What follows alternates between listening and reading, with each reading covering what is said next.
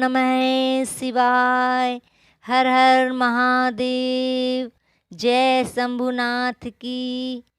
आज के अध्याय में आगे की कथा थोड़ा संक्षिप्त में सुनाएंगे, जिससे आपका ज़्यादा से ज़्यादा समय बर्बाद ना हो और आपको कम समय में ही ज़्यादा से ज़्यादा जानकारी मिल जाए। आइए आज के अध्याय में आपको क्या सुनाएंगे। पार्वती का नामकरण और विद्या अध्ययन, नारद का हिमवान के यहाँ जाना, पार्वती का हाथ देखकर भावी फल बताना और चिंतित हुए हिमवान को आश्वासन देना, पार्वती का विवाह शिव जी के साथ करने के लिए कहना, उनके संदेह का निवारण करना, ये सब हम आज आपको सुनाएंगे। ब्रह्मा जी कहते हैं, नारद, मैना के सामने महातेजस्विनी कन्या होकर लौकिक गति का आश्रय लेकर वह रोने लगी।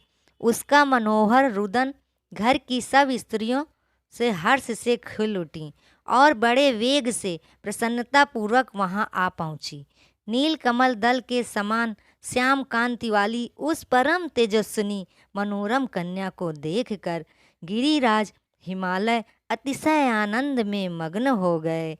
तदनंतर सुंदर मुहूर्त में मुनियों के साथ हिमवान ने अपनी पुत्री के काली आदि सुखदायक नाम रखे। देवी शिवा गिरिराज के भवन में दिनों दिन बढ़ने लगी। उसी तरह जैसे वर्षा के समय में गंगा जी की जलराशि और शरद ऋतु के शुक्ल पक्ष में चांदनी बढ़ती है। सुशीलता आदि गुणों से संयुक्त तथा बंधुजनों की प्यारी उस कन्या को कुटुंब के लोगों ने अपने कुल के अनुरूप पार्वती नाम से पुकारने लगे। माता ने कलिका को उमा कहकर कहा तपस्या मत करने से रोका, इसलिए वह सुंदर मुख वाली गिरिराज नंदिनी आगे चलकर लोक में उमा नाम से विख्यात हो गईं। तब जब विद्या के उपदेश का समय आया, तब शिवा देवी अपने चित्त को एकाग्र करके बड़ी प्रसन्नता के साथ श्रेष्ठ गुरुओं से विद्या अध्ययन करने लगीं। पूर्व जन्म की सारी विद्याएं उन्हें उसी तरह प्राप्त हो गईं जैसे शरद काल में हंसों की पात अपने आप स्वर्ग के तट पर पहुंच जाती हैं और रात्रि में अपना प्रकाश स्वतः महाऔषधियों को प्राप्त हो जाता है। मुने, इस प्रकार मैंने शिवा की किसी एक लीला का ही वर्णन किया है। अब अन्य लीलाओं का वर्णन करूंगा, सुनो। एक समय की बात है, तुम भगवान शिव की प्रेरणा से प्रसन्नतापूर्वक हिमाचल के घर गए। मुने, तुम शिव तत्व के ज्ञाता हो, उनकी लीला के जानकारी में श्रेष्ठ हो। नारद, गिरिराज हिमालय ने तुम्हें घर पर आया देख प्रणाम करके तुम्हारी पूजा की और अपनी पुत्री को बुलाकर उन्होंने श्री नारद जी के चरणों में प्रणाम करवाया।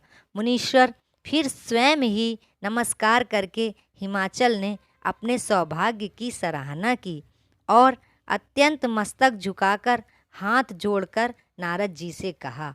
हिमालय बोले, हे मुने नारद, हे ब्रह्मा पुत्रों में श्रेष्ठ ज्ञानवान प्रभु, आप सर्वज्ञ हैं और कृपा पूर्वक दूसरों के उपकार करने में लगे रहते हैं। मेरी पुत्री की जन्म कुंडली में जो गुण दोष हो, कृपया उसे बताइए। मेरी बेटी किसकी सौभाग्यवती प्रिय पत्नी होगी? ब्रह्मा जी ने कहा, हे सर्वश्रेष्ठ मुनि, तुम बातचीत में कुशल हो और कौतुकी तो ही। गिरिराज हिमालय के ऐसा कहने पर तुमने कलिका का हाथ देखा और उसके संपूर्ण अंगों पर विशेष रूप से दृष्टिपात किया। हिमालय से इस प्रकार कहना आरंभ किया। नारद बोले, शैलराज और मैना, आपकी यह पुत्री चंद्रमा की आदि कला के समान बढ़ी है। समस्त शुभ लक्षण इसके अंगों की शोभा बढ़ाते हैं। यह अपने पति के लिए अत्यंत सुखदायिनी होगी, माता पिता की भी कीर्ति बढ़ाएगी। संसार की समस्त नारियों में यह परम साध्वी और स्वजनों को सदा महान आनंद देने वाली होगी।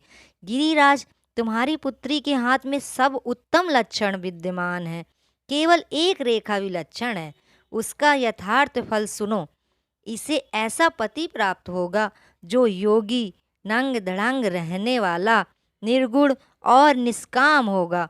उसके ना माँ होगी ना बाप, उसे मान सम्मान का भी कोई ख्याल नहीं रहेगा। वह सदा अमंगल वेश धारण करेगा। ब्रह्मा जी कहते हैं, नारद तुम्हारी इस बात को सुन और सत्य मानकर मैना तथा हिमाचल दोनों पति पत्नी बहुत दुखित हुए। परंतु जगदम्बा शिवा तुम्हारे ऐसे वचन को सुनकर और लक्षणों द्वारा उस भावी पति को शिव मानकर मन ही मन हर्ष से खिल उठी।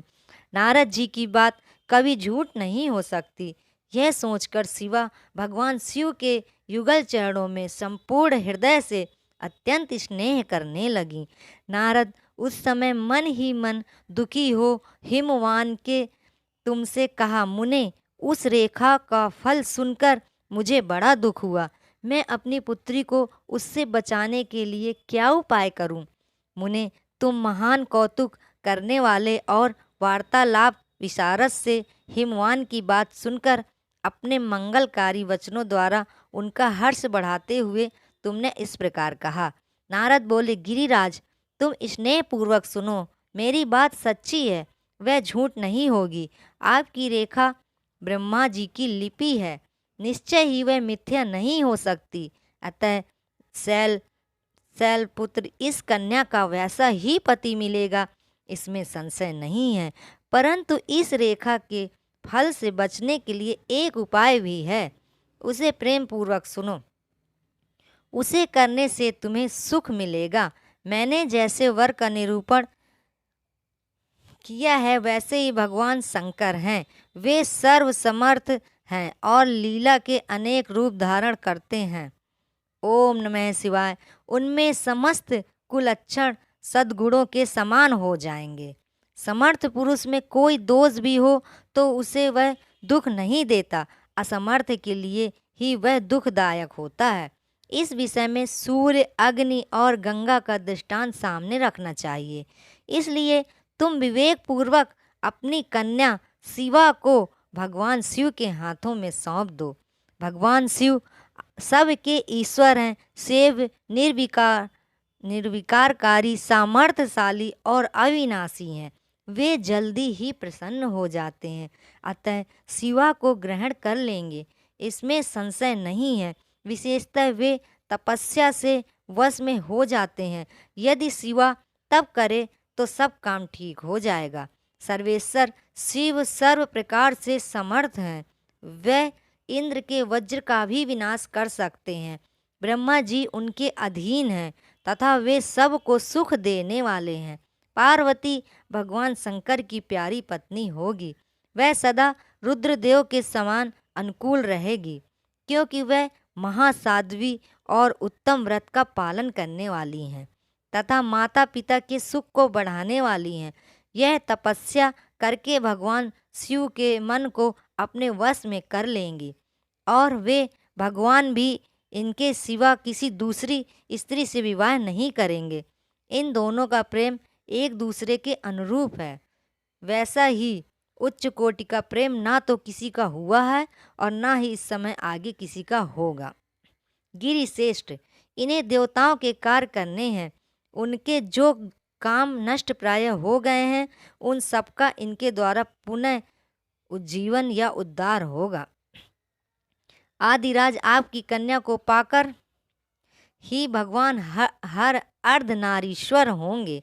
इन दोनों का पुनः हर्षपूर्वक मिलन होगा। आपकी यह पुत्री अपनी तपस्या के प्रभाव से सर्वेश्वर महाश्वर संतुष्ट करके उनके शरीर के आधे भाग को अपने अधिकार में कर लेगी, उनका अर्धांग बन जाएंगी। गिरि श्रेष्ठ, तुम्हें अपनी यह कन्या भगवान शंकर के सिवा दूसरे किसी को नहीं देनी चाहिए। यह देवताओं का गुप्त रहस्य है, इसे कभी प्रकाशित नहीं करना चाहिए। हिमालय ने कहा, ज्ञानी मुने नारद, मैं आपको एक बात बता रहा हूँ, उसे प्रेम पूर्वक सुनिए, आनंद का अनुभव कीजिए। सुना जाता है महादेव जी सब प्रकार को आसक्तियों का त्याग करके अपने मन को संयम में रखते हुए नित्य तपस्या करते हैं।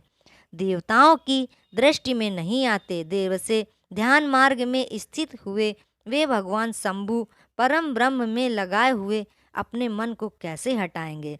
ध्यान छोड़कर विवाह करने में कैसे उद्यत होंगे? इस विषय में मुझे महान संदेह है।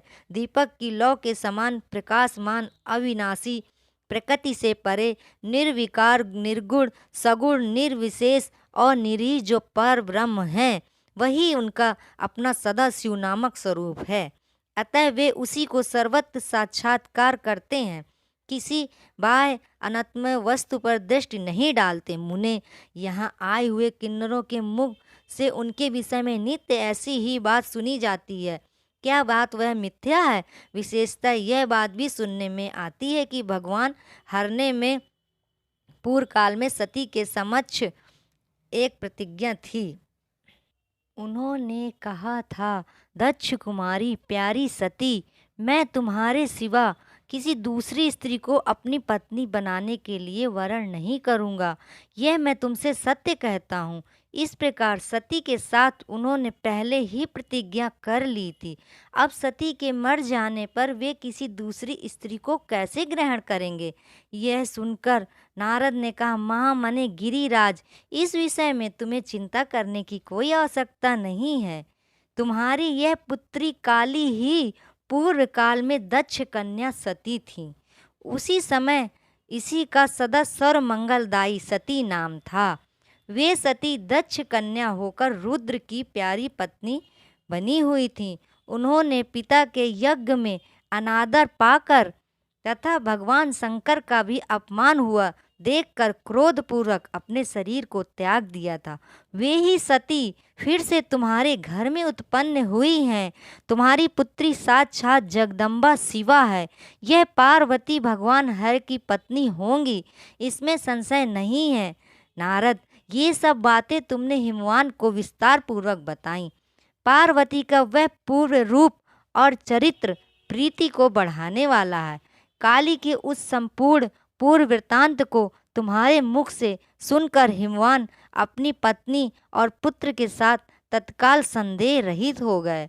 इसी तरह तुम्हारे मुख से अपनी उस पूर्व कथा को सुनकर काली ने लज्जा के मारे मस्तक झुका लिया और उसके मुख पर मंद मुस्कान की प्रभा फैल गई। गिरिराज हिमालय पार्वती के उस चरित्र को सुनकर उसके माथे पर हाथ फेरने लगे और मस्तक मूंदकर उसे अपने आसन के पास बिठा लिया।